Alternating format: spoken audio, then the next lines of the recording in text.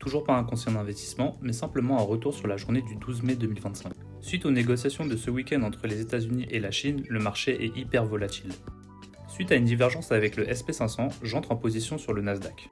1 minute, l'unité de temps utilisée pour opérer sur ce trade. Ce lundi, on a une AM session complètement baissière.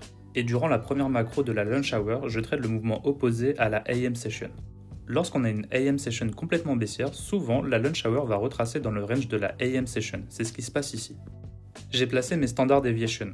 En d'autres mots, une utilisation avancée de la projection de Fibonacci qui me permet de mesurer le prix pour prendre des clôtures partielles. Dans cet exemple, on va chercher d'abord 60 points puis 76 points avant de protéger le trade. Ça y est, 60 points puis 76 points encaissés sur les standard deviation, maintenant le trade est protégé, il n'y a plus de risque en cours. Maintenant c'est profit ou profit sur la 4e standard deviation, notre objectif final. Une fois le trade protégé, la fluctuation de tes propres émotions sont elles-mêmes aussi protégées.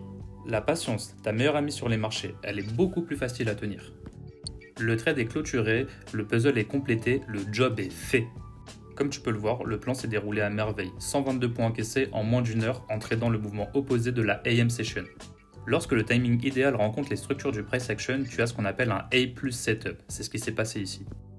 T'as besoin de te former, faire tes propres biais, trouver tes high probability setups et les exécuter comme un pro, tu trouveras tous les liens dans ma bio.